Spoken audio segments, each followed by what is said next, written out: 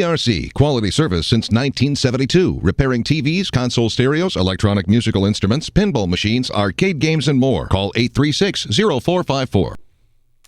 Hey, this is James Spann. This is the afternoon Weather Xtreme video. This is for Tuesday, the 15th day of July. Nothing but severe clear across the great state of Alabama this afternoon. So let's look out the window. Let's begin with our Coleman sky cam. That is Lake Catoma is seen from the sky cam just east of downtown Coleman on a sunny, low humidity summer afternoon. Also up in the Tennessee Valley, a look at the Huntsville sky cam. Looking back toward Montesano.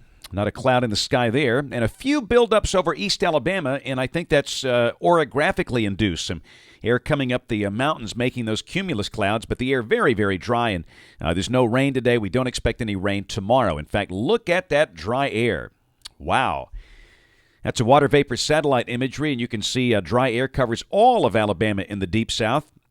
That old front is over the Gulf of Mexico, and again, we'll watch that to see if any little convection mass tries to get organized. Nothing down there now, but sometimes tropical systems can form on old frontal boundaries that make it as far south as the Gulf this time of the year.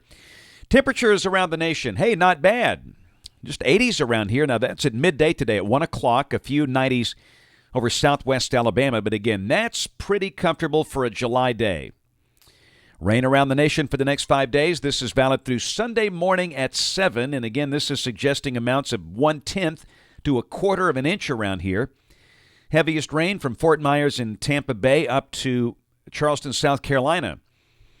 And also heavy rain up north from Omaha to Milwaukee. Some 6-inch amounts possible up there. We'll check in with Big Bertha, the tropical storm moving out into the open Atlantic. And no threat to any land mass. There's a look at the kind of bizarre track. In fact, looks like the guys have it kind of ramping back up to a minimal hurricane. Then it moves southeast, east, and then northeast. And by Sunday morning, it's a subtropical storm way out there over the North Atlantic, and it should be weakening at that point. And look at that, back-to-back systems out there in the Atlantic. And we'll have to watch both of those. The initial system there that has so far not shown any big increase in organization today. That could become Tropical Storm Cristobal at some point. And the system behind it, another low-latitude system. We got to watch that. And if that's not enough, look at the thing coming off the coast of Africa maybe in a day or two. So you can see how things are beginning to get active out there in the Atlantic Basin. There's a look at the guidance on our tropical system that could be Cristobal. That's coming on through the Leeward Islands in 48 hours and right on across the Caribbean. And again, we'll just have to sit back and wait and watch. Way too early to make any call on that. If it's going to be a Gulf storm, a Central America storm, maybe curve north up toward the Bahamas. We'll see. Model output, this is the 12Z GFS, valid at 1 o'clock tomorrow, 1 o'clock Wednesday, ridging across the deep south. And down below that, the air stays dry here. A surface low is around Tampa Bay, and the weather looks awfully wet for the Florida Peninsula. Thursday, surface low, if anything, drifts north. And again, wet weather for South Georgia and much of Florida. And look at here, Friday, all of a sudden the GFS brings the moisture back into Alabama in agreement with the NAM that suggested that last night. So we'll probably go ahead and hit the chance of scattered showers and storms on Friday.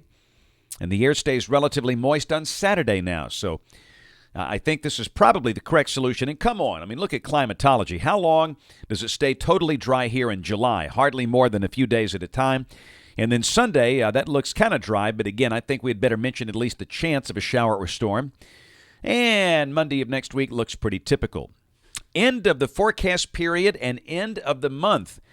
July 31st, big trough coming into the Pacific Northwest, but much of the nation with ridging going on, and that looks like some very, very standard summertime weather.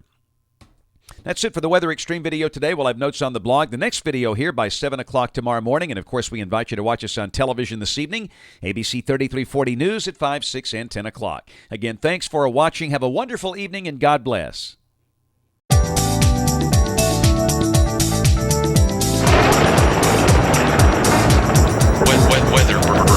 Weather.